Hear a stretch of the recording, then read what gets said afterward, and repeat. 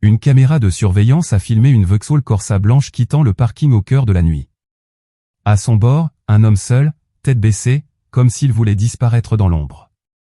La voiture de Phoenix Spencer Horn, une plaque 21, était toujours là. Ce fut la dernière image certaine qu'on eut d'elle. Phoenix était une jeune, aimée de tous à East Kilbride, en Écosse. Elle travaillait dans un petit hôtel-café où chacun gardait le souvenir de sa douceur et de son sourire tranquille. Elle avait un jour murmuré à une amie que son compagnon était l'amour de sa vie. Ce compagnon, un ouvrier de 27 ans nommé Metin, partageait avec elle un modeste appartement en rez-de-chaussée. Les voisins se souvenaient avoir entendu, cette nuit-là, des éclats de voix, puis un silence lourd, presque palpable. Le froid soir du 16 novembre 2024, Phoenix n'est pas venu travailler et n'a pas téléphoné à sa mère comme chaque jour. Au fil des heures, l'inquiétude a grandi. Les seuls signes de vie étaient de courts SMS froids, abrupts, qui ne lui ressemblaient pas du tout. Cela a duré 2 jours. L'appartement restait muet, rideaux tirés, seules quelques lueurs filtraient par les interstices. Le 3e matin, une odeur étrange a commencé à se répandre dans le couloir. Metin est sorti, les clés de voiture de Phoenix à la main, le visage fermé, sans la moindre émotion. Que s'était-il réellement passé derrière cette porte close? Où était Phoenix? Était-elle simplement partie quelques jours, ou quelque chose de bien plus sombre se cachait-il dans ce silence? Phoenix avait terminé son service tardif au Strathaven Hotel le 16 novembre 2024. Sa mère avait reçu un ultime message, « Je t'appelle demain ». Ce fut le dernier contact. Vers 21h, elle était rentrée dans l'appartement du quartier calme d'East Kilbride. Les voisins se rappelaient que la lumière du salon était restée allumée très tard, avant de s'éteindre brutalement autour de minuit. Dès que l'obscurité tombait, des bruits inquiétants avaient traversé les murs, pas de cris, pas de fracas, juste une immobilité glaçante. Plus tard, les enquêteurs estimèrent que le moment décisif se situait aux alentours de minuit 13. Quelqu'un de l'étage au-dessus avait entendu de l'eau couler longtemps et un raclement lourd, comme si on traînait un objet volumineux sur le sol. Très tôt le lendemain, les caméras capturent Metin au volant de la voiture de Phoenix, portant la veste d'aile par-dessus la sienne, capuche rabattue. Son visage, bien que sombre, était parfaitement identifiable. Les 2 jours suivants, on le vit seul dans les stations-service, les supermarchés, la pharmacie. Jamais l'ombre de Phoenix. Les amis s'affolaient, elle ne laissait jamais son téléphone sans réponse, ne manquait jamais un service. Pourtant, cette fois, elle avait fait les deux. Quand une amie proche lui envoya un message, la réponse tomba, trop rapide, trop mécanique, j'ai besoin de faire une pause. Tout va bien. Phoenix n'écrivait jamais ainsi, jamais ces ponctuations étranges. La famille le confirma aussitôt, ce n'était pas elle. L'après-midi du 18 novembre, une odeur âcre flottait déjà dans le couloir. Un voisin inquiet frappa, la porte était verrouillée de l'intérieur. La tension montait dans l'immeuble. Une ambulance passa sans s'arrêter. Au même moment, une voisine aperçut Metin depuis son balcon, assis, immobile, il fixait le vide, une bouteille de vin presque vide serrée contre lui. Lorsque les policiers arrivèrent pour un contrôle de sécurité, ils durent forcer la porte, craignant qu'une personne à l'intérieur soit souffrante. Mais avant qu'ils n'agissent, Metin surgit soudain à l'entrée de l'immeuble. Il ne dit pas un mot. Il les regarda, simplement. Un jeune agent confia plus tard que ce regard l'avait glacé, on aurait dit qu'il revenait d'un endroit où personne ne devrait jamais aller. Que s'était-il passé entre ces 4 murs? Et, détail troublant, ce n'est ni la mère de la victime ni un voisin qui appela la police. Ce fut Metin lui-même. Il avait passé près de 2 jours dans un appartement imprégné de l'odeur de la mort. Le matin du 18 novembre 2024, il sortit enfin et composa le 999. Sa voix sur l'enregistrement était plate, dénuée de toute émotion ni panique de quelqu'un qui vient de commettre l'irréparable, ni choc de celui qui découvre un drame. L'opératrice avoua plus tard avoir eu des frissons. Quand les agents arrivèrent, Metin les attendait devant la porte, clé pendante au bout des doigts, regard terne, visage vide. À l'intérieur, aucune trace d'effraction ni de lutte.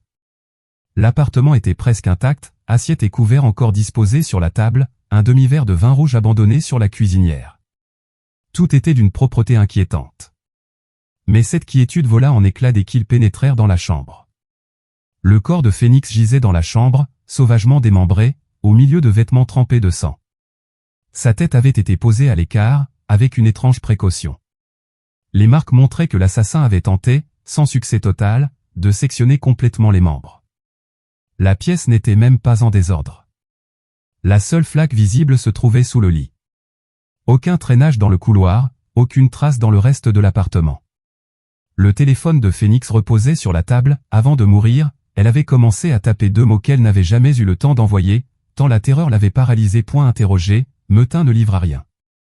Il répétait qu'il ne se souvenait de rien, que son esprit était embrumé.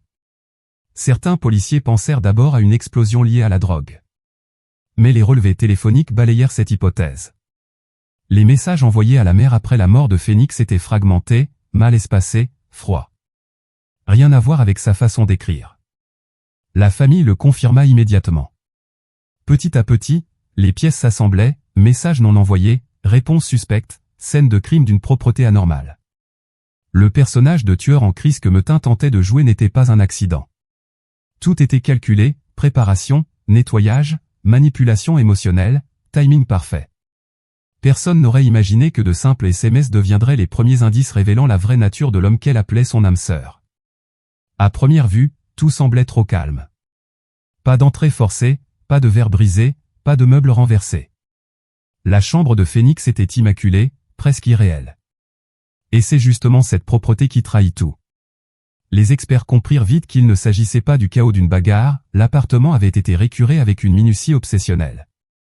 Seul l'espace sous le lit avait été négligé, là, une longue traînée de sang, à peine visible sous la poussière, indiquait qu'on avait déplacé un corps lourd dans la direction exacte où Phoenix fut retrouvé. Un gant jetable en latex, ne lui appartenant pas, gisait derrière un meuble. Dans la salle de bain, l'odeur puissante du savon récent, utilisé moins de 6 heures auparavant, flottait encore. L'autopsie révéla l'horreur, Phoenix était morte vers minuit 30, étranglée avec une force telle qu'elle n'avait presque pas pu se défendre. Aucun bleu défensif sur les bras, aucune trace de lutte. Elle avait probablement été surprise par derrière ou était déjà inconsciente. Dans sa main crispée, quelques cheveux noirs qui n'étaient pas les siens. Sous ses ongles de pied, des fragments de peau correspondant à l'ADN de Metin. Le gant caché, la traînée partielle, la strangulation précise et propre ne parlaient pas d'un coup de folie. Il décrivait un tueur méthodique, qui avait tout prévu et nettoyé avec une rigueur effrayante. Un détail restait énigmatique, une légère griffure au poignet gauche de la victime. Infime, presque anodin. Il prendrait tout son sens plus tard. Dès le départ, Metin était le dernier à avoir été en contact avec elle. Il vivait avec elle, et c'était lui qui avait prévenu la police, geste apparemment responsable, mais d'un calme glaçant. Les enquêteurs savaient qu'une confession ne dit pas toujours toute la vérité. Ce furent les incohérences temporelles qui semèrent le doute. Metin prétendait s'être disputé avec Phoenix, qu'elle avait menacé de partir pour de bon et qu'il avait perdu le contrôle. Mais dès qu'on lui demandait l'heure exacte, il bottait en touche, parfois très tard dans la nuit, parfois tôt le matin. Un enquêteur remarqua ses tics, regard fuyant, lèvres humides, changement brusque de sujet tout à fait involontaire. Au lieu de le brusquer, la police joua la carte psychologique, on lui montra les images de la voiture de Phoenix quittant le parking à l'aube. Tu te rappelles qui conduisait ? Metin vacilla, je crois que c'était moi, mais je ne sais plus où je suis allé. La réponse sonna faux, surtout quand on découvrit qu'au même moment il envoyait des messages réconfortants à la mère de Phoenix. Puis vint la découverte décisive, Metin affirmait avoir appelé la police le matin en trouvant le corps. Or, dans un dossier caché de son téléphone, une photo du cadavre de Phoenix, prise à 2 heures du matin. Il n'avait pas seulement su, il avait documenté son crime, pour des raisons qui restent opaques.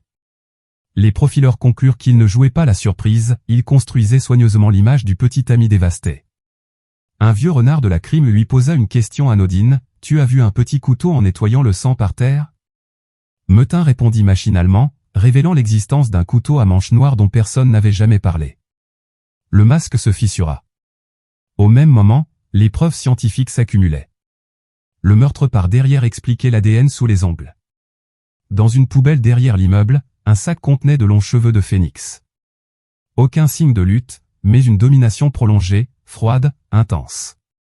Les anciens messages montrèrent que Phoenix avait tenté plusieurs fois voulu rompre, à chaque fois, Metin répondait par des menaces voilées, « Si tu pars, je ne sais pas ce que je suis capable de faire. » Le coup de grâce vint d'une vieille caméra de surveillance d'un voisin âgé. À 3 heures du matin, on y voit Metin porter un gros sac jusqu'à sa voiture, voûtée, évitant soigneusement l'objectif, contredisant totalement sa version d'un homme prostré de choc. La chronologie devint limpide. Après le meurtre, il prend une douche, nettoie, planifie. Il roule, envoie de faux SMS, jette l'arme. Parfois il s'arrête faire le plein, parfois il reste dans sa voiture à regarder du contenu pornographique. Interrogé, il hausse les épaules, je ne me contrôle pas. Des chaussures mouillées dans le coffre, des données GPS indiquant un détour boueux au bord de la Clyde, un chiffon ensanglanté et un morceau de sac médical jeté là-bas, tout portant l'ADN de Phoenix. Mensonges, traces de sang, images, tout concordait pour un crime froid, prémédité. Le 17 juin 2025, Metin fut inculpé de meurtre avec préméditation et entrave à la justice. Le procès au tribunal de Glasgow attira le monde entier tant le crime était atroce et le prévenu glacial. Quand il entra dans la salle, visage blême, regard vide, il semblait ne plus croire à sa propre fable. Puis, renversement stupéfiant, il abandonna ses dénégations et lâcha « Je ne voulais pas la tuer. Je n'ai fait que la retenir. » Il invoqua la cocaïne, les émotions trop fortes, prétendant que les mutilations post-mortem venaient de la peur, pas de la haine. La salle était sidérée. Comment concilier un nettoyage maniaque, des SMS falsifiés, des cheveux cachés, des heures passées à regarder du porno dans sa voiture avec une prétendue perte de contrôle? Le procureur trancha, on peut perdre pied une seconde, pas 48 heures durant lesquelles on efface, ment et planifie avec une lucidité chirurgicale. La défense tenta de plaider des antécédents de psychose et de toxicomanie, mais le déroulé précis des faits ne laissait aucune place au doute. Une amie de Phoenix vint témoigner, la voix brisée, elle avait reçu un message quelques heures après la mort et avait tout de suite su que ce n'était pas Phoenix au ton glacial, détaché, mécanique.